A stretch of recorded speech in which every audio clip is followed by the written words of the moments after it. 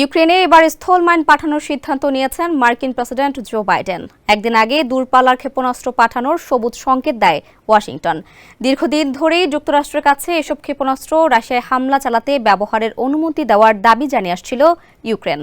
নবনির্বাচিত president Donald Trump আগামী জানুয়ারি মাসে দায়িত্ব বুঝে নেওয়ার আগে যুক্তরাষ্ট্রের বিদায়ী প্রশাসন ইউক্রেনকে সহায়তার মাত্রা বাড়িয়েছে। প্রশ্ন দেখা দিয়েছে, হঠাৎ ইউক্রেনে কেন বিতর্কিত অস্ত্র পাঠানোর সিদ্ধান্ত নিল বাইডেন প্রশাসন? বিশ্লেষকরা বলছেন, নবনির্বাচিত প্রেসিডেন্ট ডোনাল্ড ট্রাম্প বারবারই ইউক্রেনে মার্কিন সহায়তার সমালোচনা করেছেন। তার দাবি, তিনি রাশিয়া ও ইউক্রেনের মধ্যে কয়েক ঘন্টার মধ্যেই যুদ্ধবিরতি নিশ্চিত করতে পারবেন। তবে কিভাবে সেটি করবেন তা ব্যাখ্যা করেননি।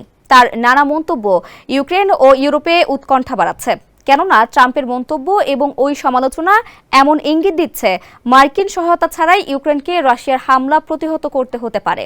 এলো ভিশন মুশকিল আসান অফার। যে কোনো ব্র্যান্ডের পুরনো ফ্রিজ নিয়ে চলে আসুন ভিশন শোরুমে আর নিয়ে যান নতুন ভিশন ফ্রিজ 20% পর্যন্ত ছাড়। এছাড়া ইউক্রেনের সঙ্গে চলমান যুদ্ধে কৌশল পাল্টিয়েছে রাশিয়া।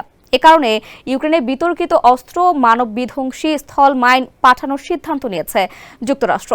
মার্কিন প্রতিরক্ষা মন্ত্রী লয়েড অস্টিন এ কথা বলেছেন। তবে এ বিষয়ে যুক্তরাষ্ট্রের গুরুত্বপূর্ণ নীতিগত পরিবর্তন মানবাধিকার গোষ্ঠীগুলোর সমালোচনার মুখে পড়েছে। অস্টিনের মতে, যুদ্ধক্ষেত্রে ভারী অস্ত্রশস্ত্রে সজ্জিত গাড়িবহরের বদলে পদাতিক বাহিনীর নেতৃত্বে ইউক্রেনের ভেতরে অগ্রসর হচ্ছে রাশিয়া। দেশটির যুদ্ধ কৌশলে এমন পরিবর্তন ইউক্রেনে স্থল মাইন পাঠানোর সিদ্ধান্ত নিতে যুক্তরাষ্ট্রকে উৎসাহিত করেছে।